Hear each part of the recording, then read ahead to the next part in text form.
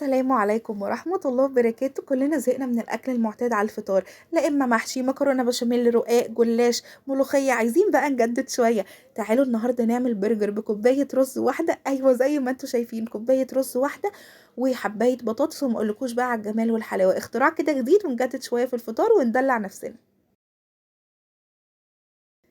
الأول هسلق كوباية رز عندي وبطاطساية متوسطة الحجم. جبت كده مليت الكاتل غليته وحطيت الحلتين جنب بعض، زودتهم ميه وحطيت شويه ملح للاتنين.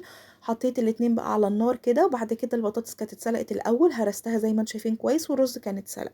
بعد كده بقى في بوله حطيت الرز، عليه البطاطس، عليه بصلايه مفرومه، معلقتين كبار دقيق، عليهم معلقتين كبار شبت كزبره، عليهم بقى كمون كتير، توم باودر، بصل باودر، شويه ملح بكمون، وشويه كمان بابريكا. وبس كده قلبتها بقى كويس كده زي ما انتوا شايفين. طبعا كنت غاسله ايدي كويس جدا قبلها.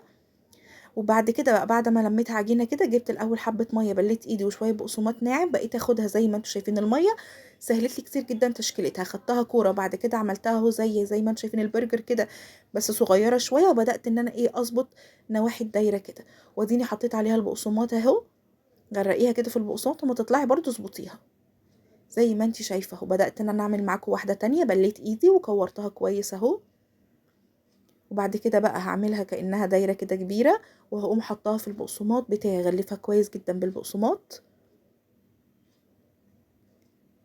وبعد كده بقى حطيتها في الصينيه زي ما انتوا شايفين. انا هنا كنت خلصت الكميه بتاعتي كلها، ما شاء الله عملت فوق ال20 واحده، يعني كوبايه رز وحبه بطاطس. شوفوا عملوا قد ايه. نحمرها بقى كده في شويه زيت غزير. وعايزه اقول لكم كمان، هي روتين كده تجديد لفطارنا. زهقنا طبعا كلنا من البط ومن اللحمه ومن الفراخ والمحشي والمكرونه والجلاش والرقاق، وهي حاجه جديده برضو زي ما انتوا شايفين اهو. حطيتها كده في الزيت تتحمر وبس، حطيت عليها شويه شبت من فوق كده. ويا خرابي على الجمال والحلاوه، ريحتها وطعمها بجد تحفه. وكمان حاجه جديده كده، بصوا يا جماعه شكلها من جوه عامل ازاي. بجد طعمها تحفه، وما تتخيليش ابدا اصلا انها معموله من الرز. يعني لو دوقتي حد كده وهو مش واخد باله، هيقولك لا دي اكيد معموله من الفراخ. وما اقولكوش بقى على الجمال والحلاوه. الف هنا وشفا. ما تنسونيش بقى في اللايك والشير والسبسكرايب. ويا خرابي على الجمال والحلاوه.